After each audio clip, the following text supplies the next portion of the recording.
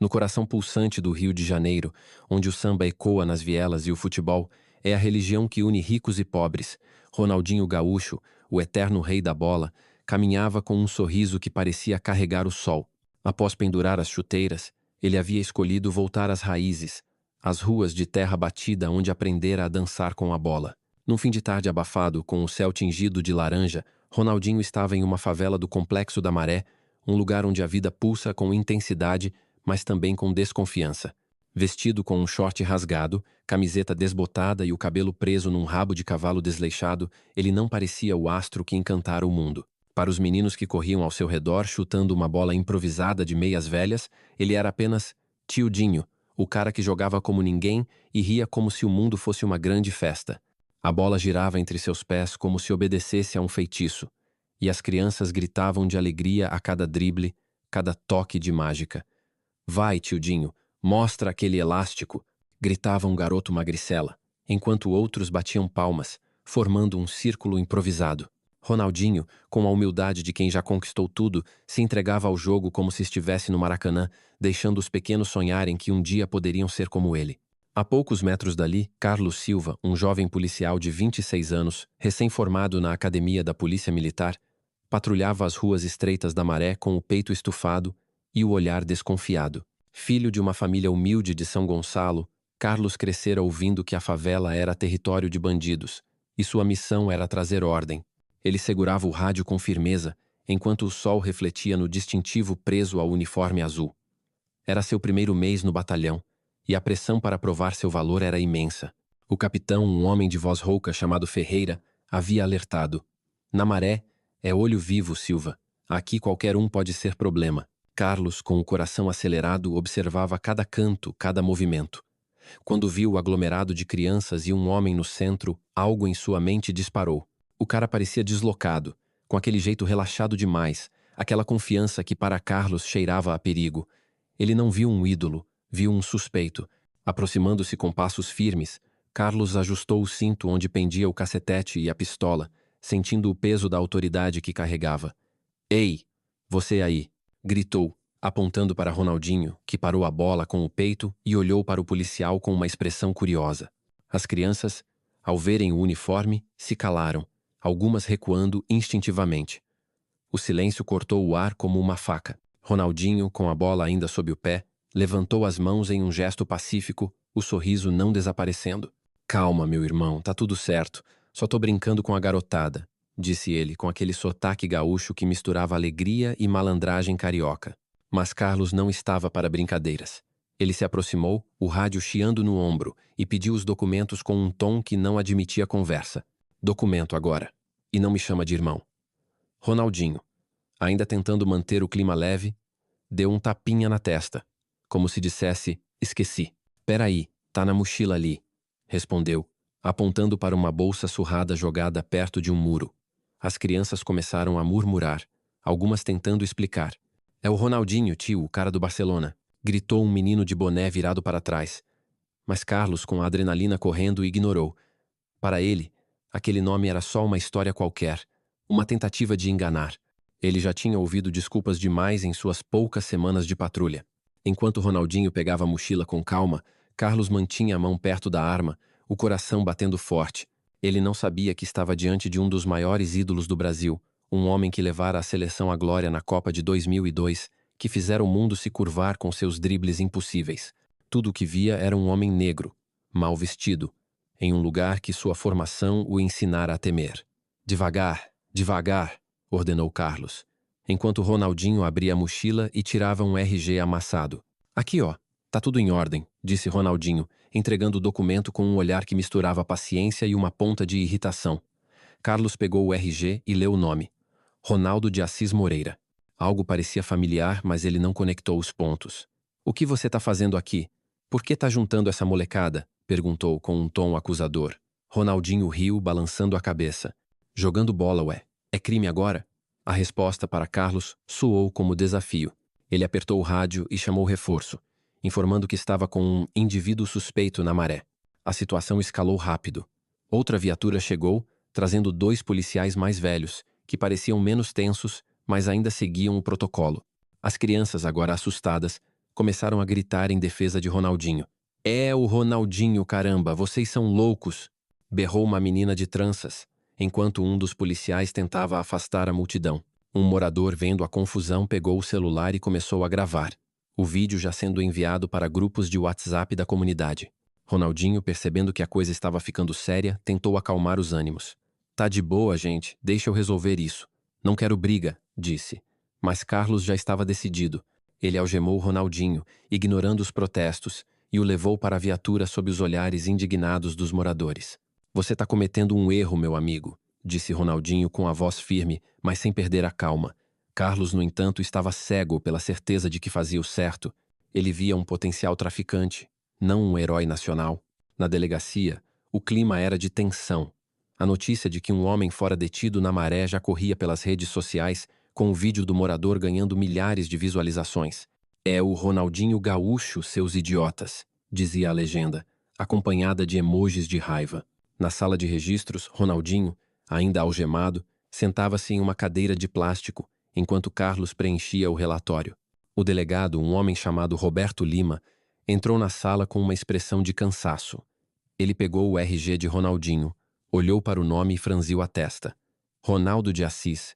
Espera aí, isso é sério? Perguntou, olhando para Carlos, que confirmou com um aceno.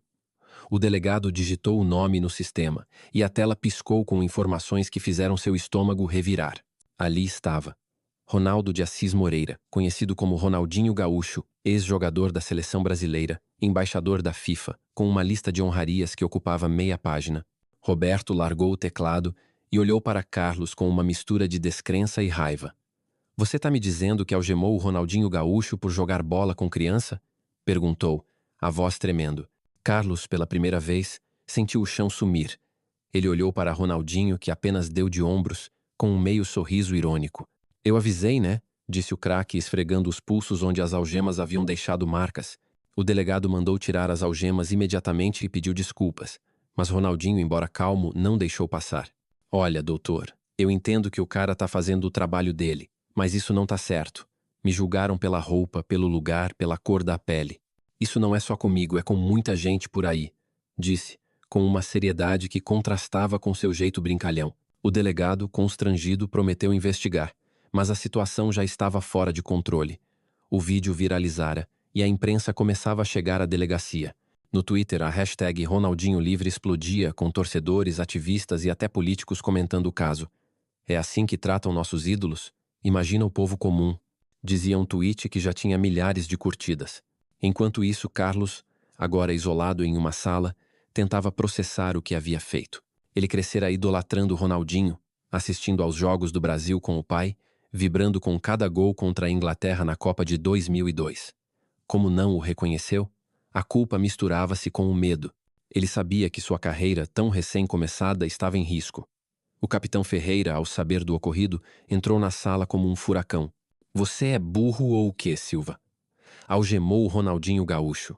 O Brasil inteiro tá rindo da gente. Berrou, jogando o celular na mesa, onde o vídeo da prisão rodava em looping.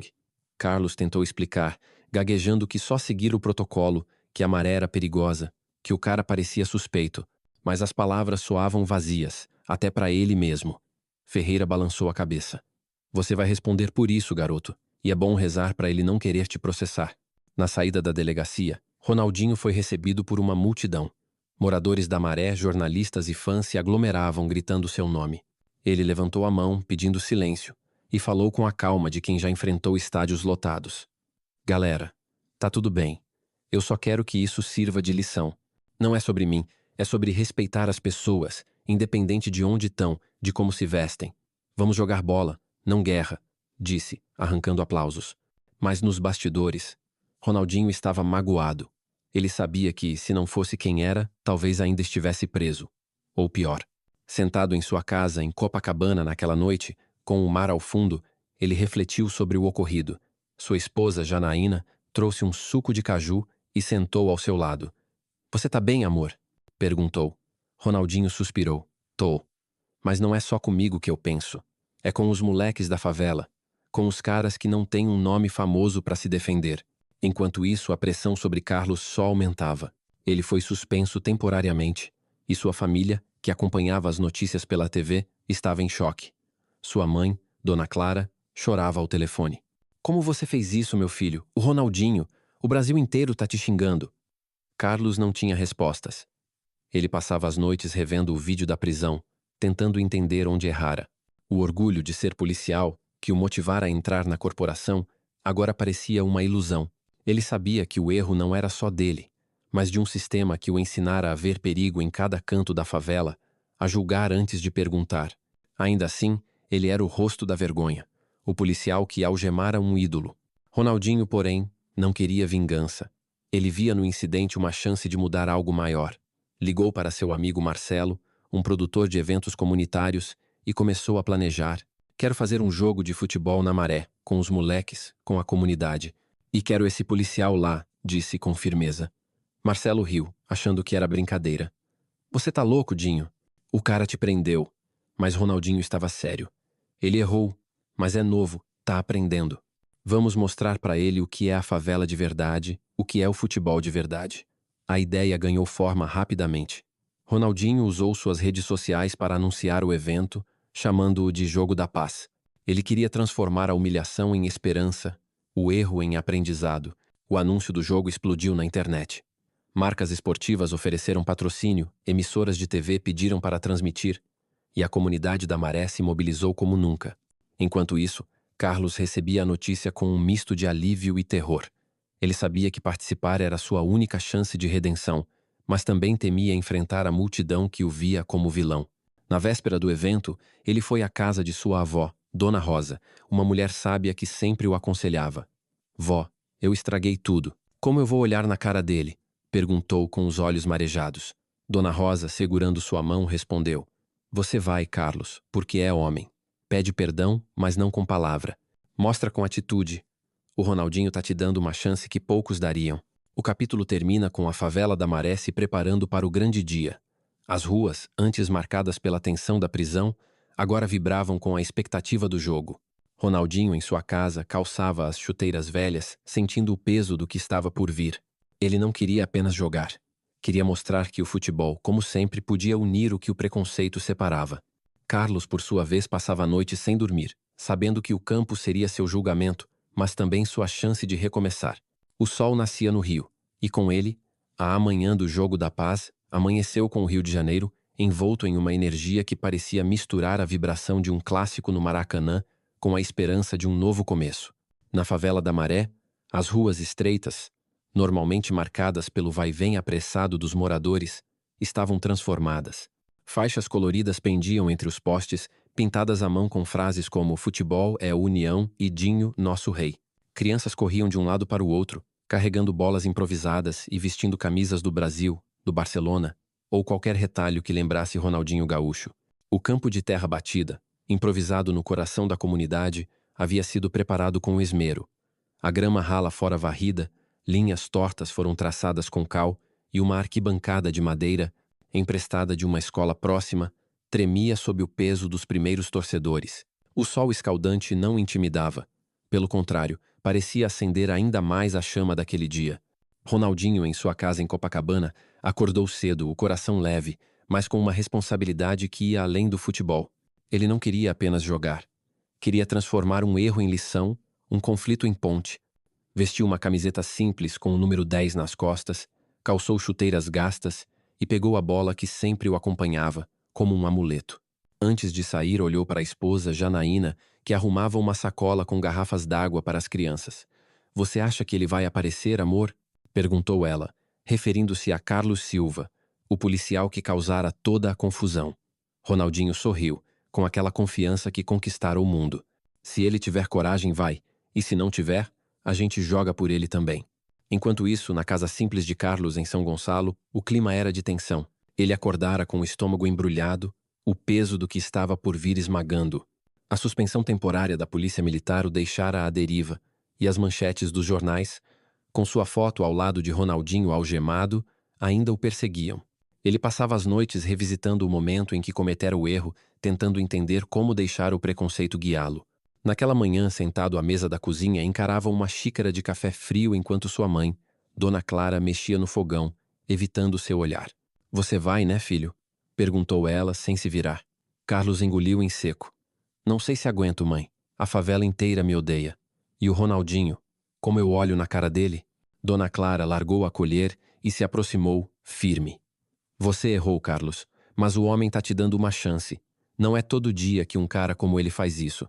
Vai, pede perdão no campo, onde ele brilha. Mostra quem você é. As palavras dela, carregadas de verdade, acenderam algo em Carlos. Ele pegou a mochila, onde guardava um par de chuteiras velhas, e respirou fundo. Tá bom, mãe, eu vou. Na maré, o campo já fervilhava. Ronaldinho chegou em um carro simples, recebido por uma onda de aplausos e gritos. Dinho, Dinho, ecoava, enquanto ele cumprimentava cada morador com abraços e sorrisos. As crianças o cercavam, pedindo para tocar a bola, e ele, como sempre, fazia questão de incluir todos. O evento, organizado em poucos dias com a ajuda de Marcelo, o amigo produtor, tinha proporções inesperadas. Uma emissora local transmitia ao vivo, e marcas como Nike e Brahma haviam doado camisas, bolas e até um palco para shows após o jogo. Mas o que importava para Ronaldinho era a mensagem.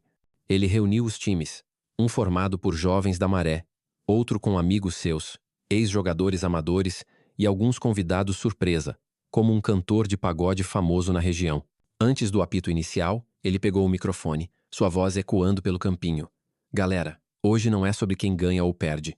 É sobre mostrar que a bola une, que a favela é lugar de talento, de alegria, e que todo mundo merece respeito, seja de chuteira ou de uniforme. A multidão aplaudiu, mas todos os olhos buscavam uma figura, Carlos Silva.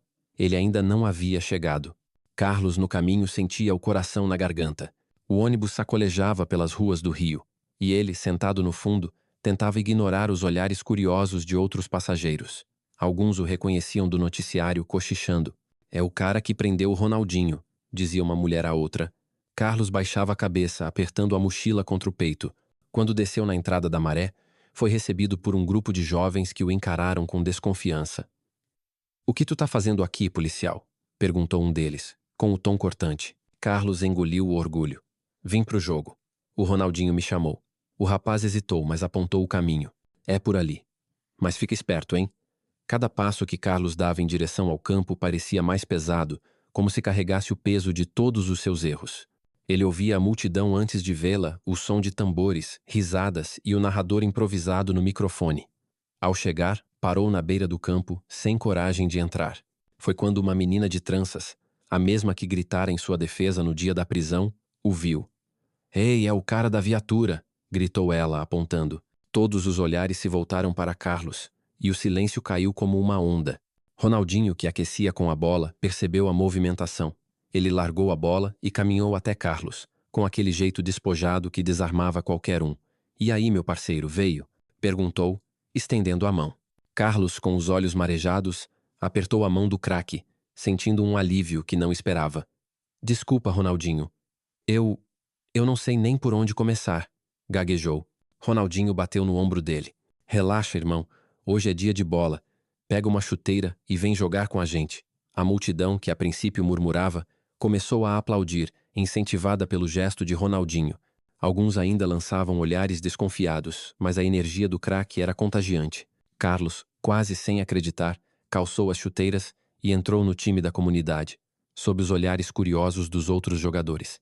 O jogo começou com uma intensidade que só o futebol de rua tem. Ronaldinho, como maestro, comandava o campo, distribuindo dribles que arrancavam da torcida. Mas ele não jogava para brilhar sozinho. Passava a bola para os garotos da Maré, incentivando-os a mostrar seu talento. Carlos, no início, parecia deslocado.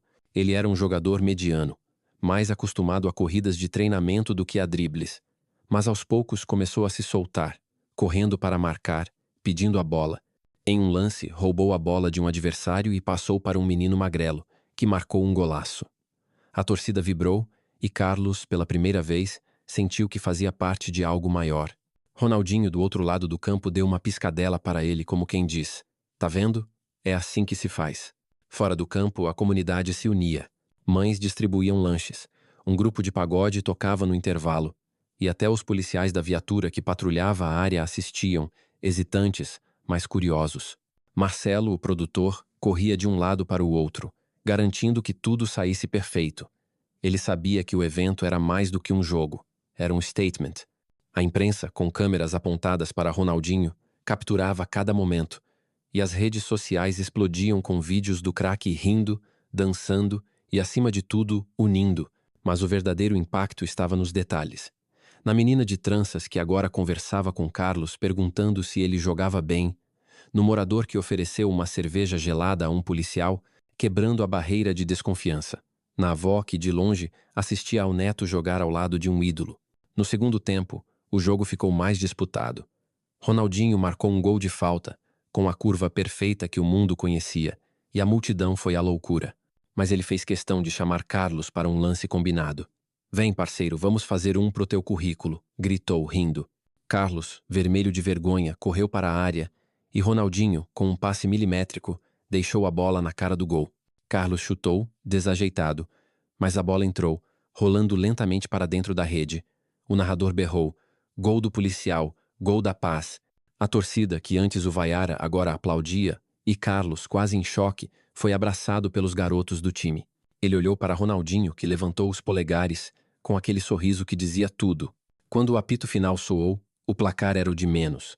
O jogo terminara empatado, mas a vitória era de todos. Ronaldinho pegou o microfone novamente, suado, mas radiante.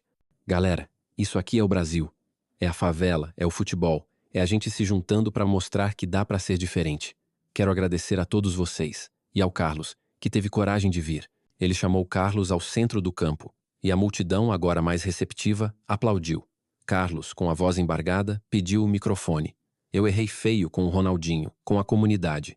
Não tenho como apagar isso, mas prometo que vou aprender. Vou mudar. Obrigado por me darem essa chance." As palavras simples, mas sinceras, tocaram muitos corações. Alguns ainda desconfiavam, mas outros viam ali um homem tentando se redimir. Após o jogo, a festa continuou. Um show de pagode animou a noite, e Ronaldinho, como não podia deixar de ser, caiu no samba, dançando com as crianças e os moradores. Carlos, ainda tímido, ficou à margem, mas foi puxado por um grupo de jovens para a roda. Ele riu pela primeira vez em semanas, sentindo um peso sair dos ombros. Enquanto isso, o capitão Ferreira, que assistira a tudo de longe, chamou Carlos para uma conversa. "Você teve sorte, garoto. O Ronaldinho é maior que você, maior que todos nós. Mas isso não te livra. Vai ter que provar que aprendeu, no trabalho e na vida." Carlos assentiu, sabendo que o caminho seria longo. Nos dias seguintes, o Jogo da Paz virou notícia nacional. Jornais exaltavam Ronaldinho como um símbolo de união, e a hashtag Jogo da Paz dominava as redes. Carlos, embora ainda suspenso, começou a visitar a Maré fora do uniforme, ajudando em projetos comunitários, como aulas de futebol para crianças. Ele queria entender a favela, não como policial, mas como pessoa. Ronaldinho, por sua vez, continuou seu trabalho social, usando a fama para chamar atenção para as desigualdades. Ele sabia que um jogo não mudaria o Brasil, mas acreditava que cada passo contava.